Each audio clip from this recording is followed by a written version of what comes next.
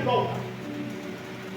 Ele é judeu, ele era fariseu, ele tinha herdado do seu pai uma cidadania romana. Ele, jovem, viajou de Tarsis a Jerusalém para estudar com o rabino mais conceituado da sua época, que era Gamaliel.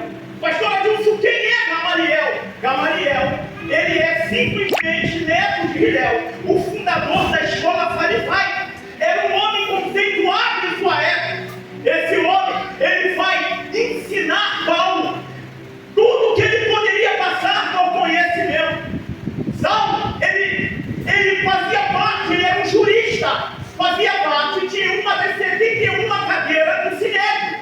Ou seja, era um homem de autoridade. Ou seja, o Sinédrio, nada mais, nada menos que é um lugar criado milhares de anos por extras para poder defender a fé judaica. O que isso tem a ver, pastor? Qualquer fé que se levantasse no meio do seu povo, esse homem estava designado a poder pegar e matar, tirar a própria vida. E por que, pastor? Você vai entender. Porque ele pertencia à tradição do zelo. E que tradição é essa? Eu vou falar devagar para você ir mastigando aí. A tradição do zelo era a mesma de Finéia, que lá atrás, no período de Moisés, vai tirar a vida de um homem e uma mulher que pode estar dentro da tenda, quando não era para estar naquele lugar e fazendo o que não estava fazendo. Ou seja, era a mesma tradição do profeta Elias que matava. Por quê, pastor? Porque eles matou o profeta de Baal, porque ele pertencia à mesma tradição de Paulo. E que tradição é essa? Agora você vai entender. Era uma tradição que, para purificar Israel, era necessário tirar a vida de qualquer outra pessoa que pertencia a uma fé diferente da fé dele. E aqui nós começamos nessa noite a pregar a palavra de Deus. Por quê? Porque esse homem, ele era um homem designado para poder parar a igreja de Cristo. Era um homem que foi até um sumo sacerdote e pegou uma carta para poder ir até Damasco, para poder acabar com a igreja de Cristo. E o que vai me chamar a atenção é que Saulo, ele não tinha como voltar atrás pela decisão que ele tomou. Preste atenção, o endereço era Damasco. Preste atenção, ele tinha um endereço para poder chegar. Preste atenção, a decisão que tomou você na sua vida, ela tem um endereço para você chegar. Já foi louvado aqui sobre a volta de Jesus. Você acha que você está participando somente de um culto em que você vai voltar para sua casa e os seus dias semanais vão ser normais? Não, a vida do crente é uma vida diferenciada da vida das outras pessoas. Por quê, pastor? Porque você serve um Deus que, enquanto você dorme, ele zela por você. Ele não fecha os olhos. Você serve um Deus que ele te alimenta quando falta comida na mesa. Você serve um Deus que veste você em momentos difíceis. Mas você serve um Deus que também te guarda, um Deus que te protege, um Deus que ele te levanta em momentos difíceis da sua vida. Verdade, Deus, aleluia! Glória a Deus, aleluia! Encontramos um problema, presbítero João, porque Saulo guardava uma tradição dentro da lei de Moisés que dizia olho por olho, Dente por dente. só que tem um problema. Ele queria tocar na menina dos olhos de Deus. Verdade. Se você guarda e tem por teoria aquilo que você estudou, está na hora de Jesus fazer você praticar a teoria que você entendeu lá atrás. Você vai pegar. Se você guarda olho por olho, Saulo, em quem você acha que vai tocar? Porque a igreja é menina dos meus olhos. Aleluia! Você está querendo tocar na menina dos meus olhos? Eu, o Senhor, desço na terra e toco nos teus olhos, Saulo. Aleluia! Só que agora, o homem bravo, jurista, pertencia à tradição do zelo, aluno de Gamaliel, herdou do seu pai uma cidadania romana, Seu nome Saulo é um nome hebraico, judaico, ou seja, ele herdou do seu povo, porque ele vem da tribo de Benjamim. Só que ele, quando ele herda a cidadania romana, ele vai usar Paulo. E por que Paulo? Porque ele começa a pregar para um povo diferenciado. Ele começa a pregar para os gentios. Era um povo que os judeus eles tinham nojo, não queria chegar nem perto. Ou seja, mas Deus tinha preparado alguém no meio do seu povo para poder ser usado na terra, para poder fazer milagres e sinais, para confundir aqueles que acham que são. Ah, Jesus me ajuda a criar isso.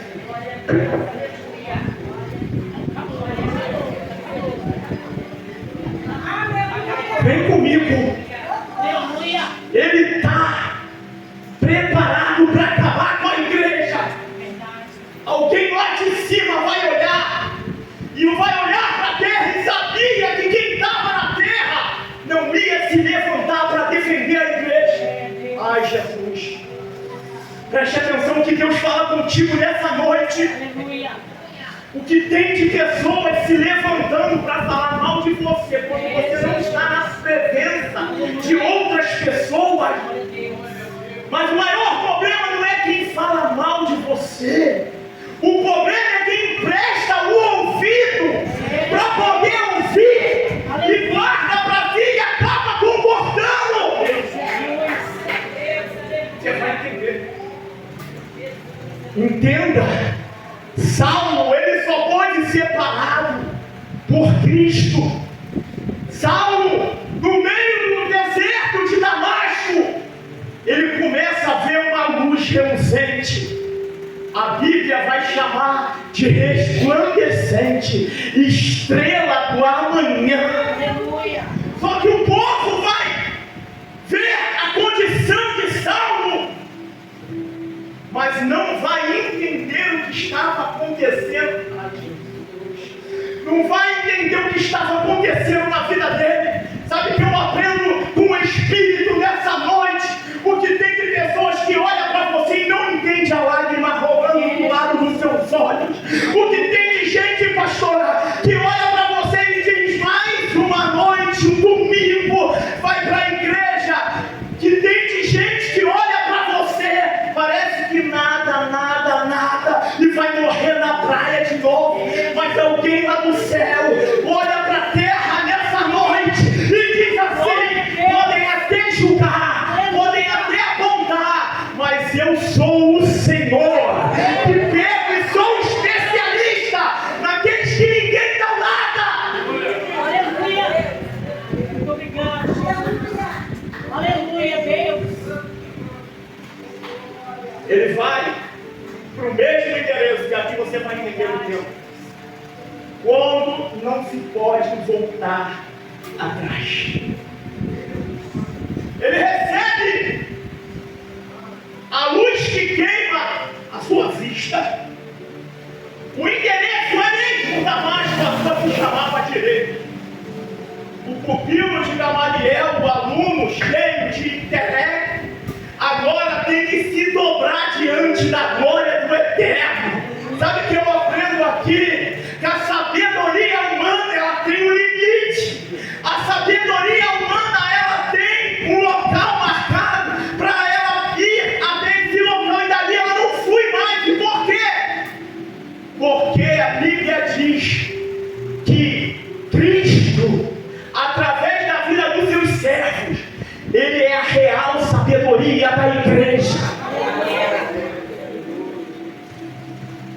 Ele vai para o mesmo endereço. Não tem como voltar atrás, não, pastora Ju. Eu tomei a decisão na minha vida. E como é que eu faço agora? Quem serve a Jesus, o caminho é esse. Aleluia. O caminho não dá para parar. Não dá. Mas, pastor, a tribulação ela chegou, as lutas cresceram. Mas o caminho é esse. Aleluia. Lá vai o moço, valentão, cego, na casa do pastor presidente de Damasco. O Espírito visita Ananias e diz: olha, eu vou te dar uma função, vou mandar o Senhor hoje alguém que simplesmente matou boa parte da igreja à espada. Eu tenho uma função do Senhor hoje. Quem sabe Ananias, como sacerdote, diz assim: quem eu vou consagrar? Não, tu não vai consagrar hoje. Tu vai colocar a mão sobre os olhos para que os olhos sejam abertos. Preste atenção. Estamos falando de uma cegueira espiritual. Porque ele tinha sabedoria humana. Ele guardava a tradição humana. Ele estudou com o melhor professor que ele poderia estudar na sua época. Mas temos um problema. O Espírito Santo de Deus tinha algo novo para aquela alma. Deus, se você se limita, me perdoa, mas Deus não se limita a fazer algo novo na tua vida. Deus não se limita a viver uma mesmice religiosa presa dentro de quatro paredes, em que eu venho para o culto domingo, eu tenho que voltar para minha casa com os mesmos problemas, com os mesmos ressentimentos, com as mesmas dores, teremos que tomar os mesmos remédios para dormir, para acalmar meus nervos, para a minha dor de cabeça. Deus que você serve, Ele vai além, Ele vai além, Ele vai além das suas impossibilidades. Glória a Deus.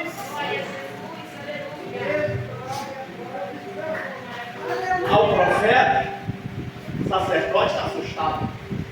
Você, que é uma conversa aqui. Senhor, ele mata crente. Senhor, ele é assassino. Senhor, eu estou com medo. Sabe qual foi a palavra de Deus para ele? Ananias, vai. Qual é a direção que o profeta, o sacerdote recebeu no seu Deus? Vai. O caminho não pode ser retroativo. Vai. Pastor Adilson, o negócio está ruim para mim. Estou no vermelho. Vai. Pastor Adilson, a enfermidade bateu na minha porta, na minha família. Vai. Pastor Adilson, a tribulação chegou. Estou vivendo uma vida financeira deplorável. Vai. Pastor Adilson, minha vida sentimental está uma porcaria. Lá em casa está igual Israel, está igual os árabes e os judeus. Se passar da linha de casa, a vassoura quebra. Vai. Vai. Nessa noite tu vai ficar com esse vai até chegar lá. Vai. Glória a Deus. Porque para mim.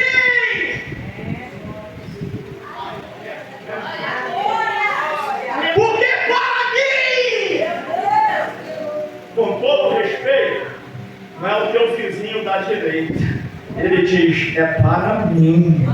Não é o teu vizinho da esquerda, ele vai dizer, é para mim. Não é o teu vizinho da frente, o vizinho de trás, ele diz, é para mim. Querido, não importa quem fala ou deixa de falar quem é você, o importante é quem é você para ele.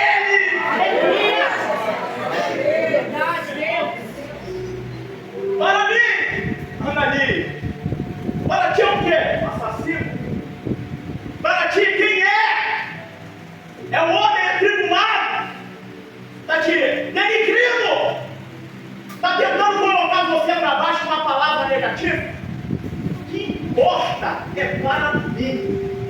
É para mim. É para mim que tu és um vaso. Aleluia. Não, vai ficar bonito. Essa aqui vai até para o estado da IBER. Para mim é o vaso escolhido. Por que tu está preocupado? Para mim é o vaso escolhido. Aleluia. Só que aqui caminhamos por um caminho muito estreito. A irmã missionária, né? Ela confirmou aquilo que o Espírito tinha falado comigo, através da palavra. Porque trilhamos um caminho de que é um vaso. E porque ele foi chamado como um vaso escolhido. Só que um vaso escolhido tem uma consequência no próprio versículo. Porque ele foi chamado como um vaso escolhido para sofrer pelo meu. Você vai pegar, ele foi um vaso escolhido chamado para sofrer pelo meu. Ou seja, ele é um vaso escolhido. E um vaso escolhido tem que passar pelo processo para chegar nos propósitos. O processo de um vaso, que Jeremias, no capítulo 18, diz, você conhece bem, que antes de o barro se tornar vaso, tem um processo. O primeiro processo que o oleiro trabalha é pegar, porque o barro, ele amassa, joga água e vai pisando, vai trabalhando em cima. E Saulo, que foi chamado como vaso escolhido, ele é esquecido 14 anos pela igreja. Ou seja, pastor, a igreja é mal? Não.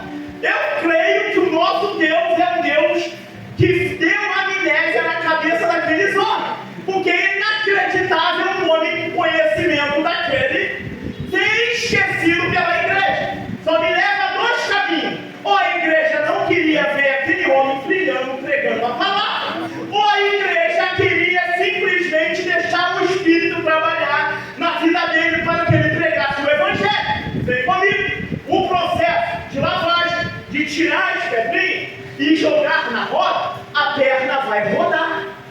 E a mão vai começar a trabalhar o molde.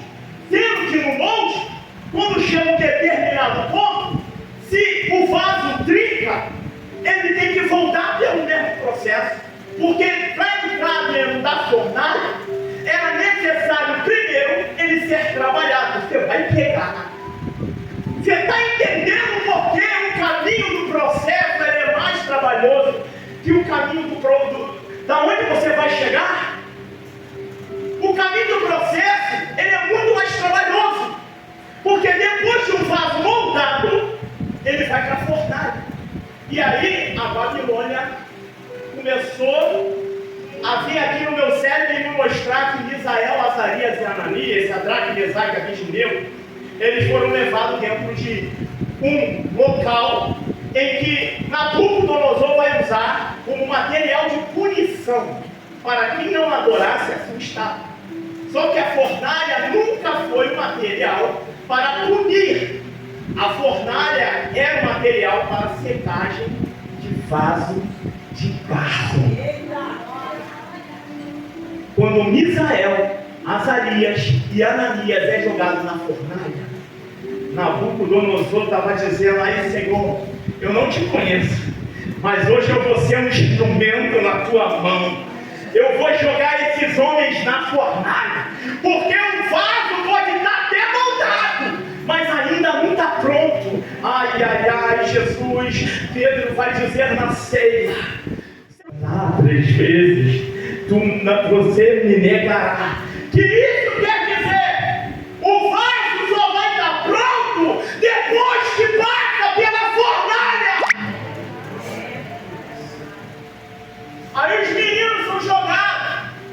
Você vai entender o texto. Por quê? Nabucodonosor vai dizer que viu um quarto homem lá dentro. Só que aqui quem está falando é o ímpio. Nabucodonosor conhecia Deus.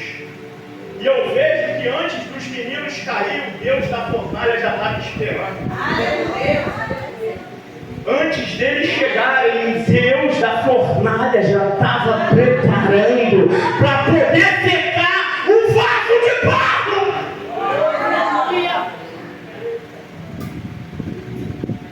Aí você vai entender a história de Saulo agora. E dá mais. Jesus, esse horário aí está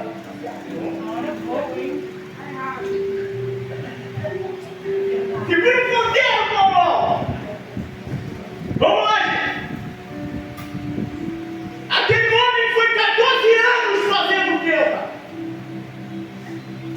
Aí ele diz assim, eu vou para Jerusalém agora, estou preparado e vou sentar na cadeira presidencial.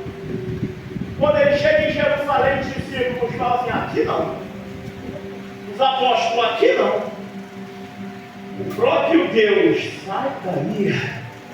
Eu não te mandei você sentar onde não é para sentar. Sabe que eu aprendo com a palavra.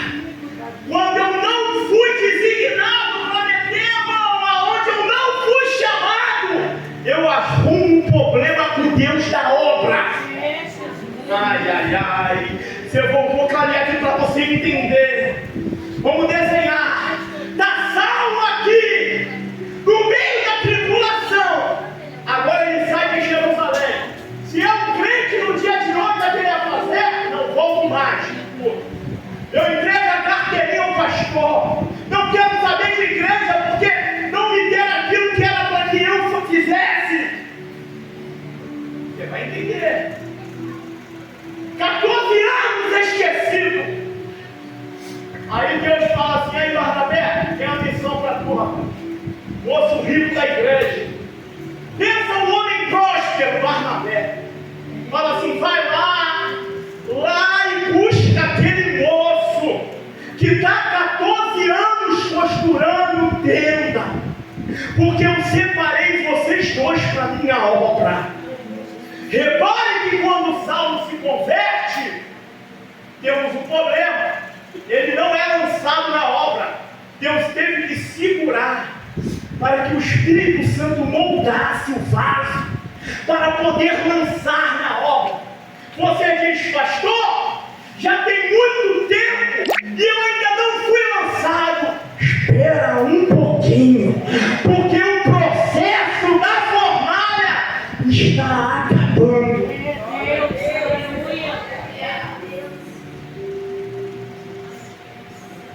Nós temos um problema. Nós temos o costume de dizer que o processo da fornalha é só quando o crente é perseguido. Muitas das vezes em coisas materiais e obras, muitas das vezes até do Senhor que ele faz. Mas o crente é perseguido não somente aqui. O crente é perseguido em casa. O crente é perseguido na escola.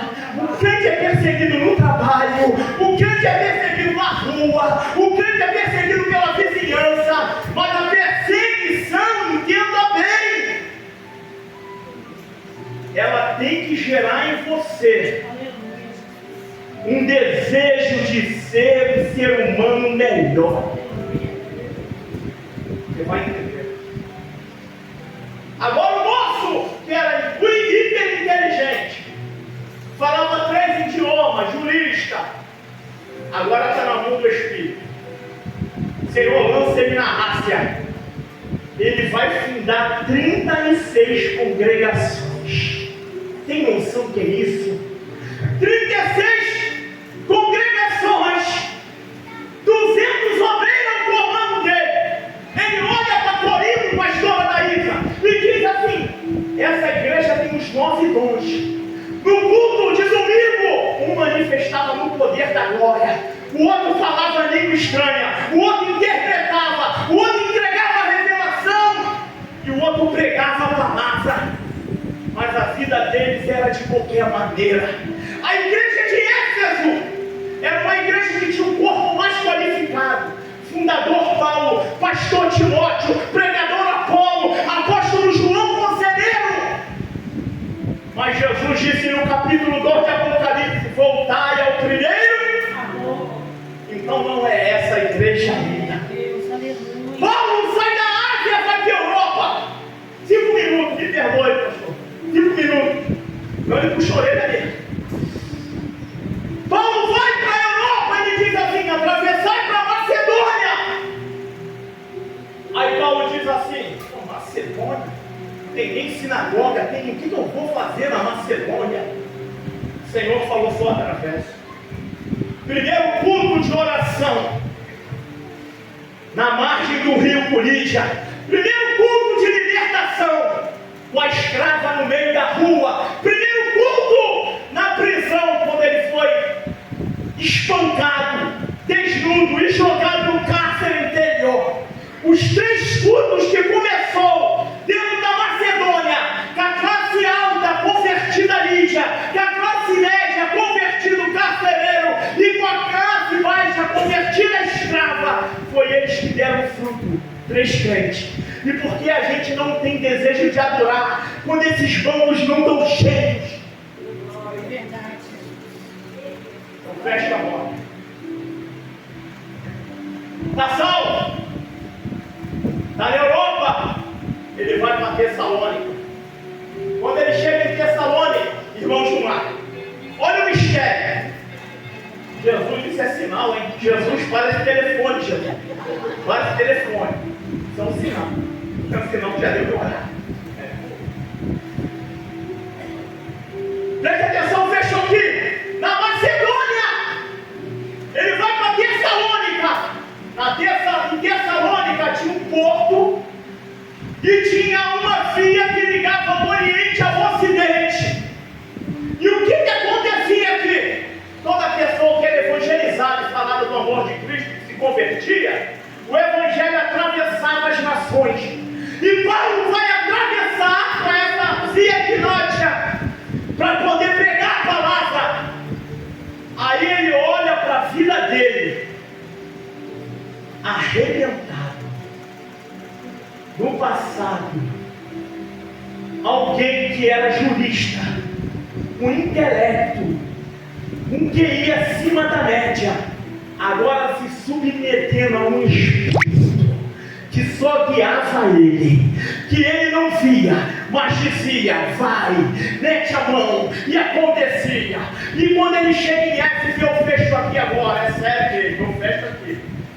Que ele chega em Éfeso, vai dizer a palavra que Paulo ficou por 2 anos para tentar entrar e não consegue. Quando ele entra em Éfeso, mas quando ele ganhou tanta alma, tinha tanta congregação aberta, que Paulo falava assim para os discípulos, olha, eu não vou poder estar lá não, mas faz o seguinte, faz um favor para mim, pega aqui o meu lenço, leva lá e começa a passar no coxo que ele vai andar, começa a passar no olho do cego que ele vai ver, começa a passar no aleijado que ele anda, no morto que ele ressuscita. Fica de pé, igreja, me ajuda, fica de pé.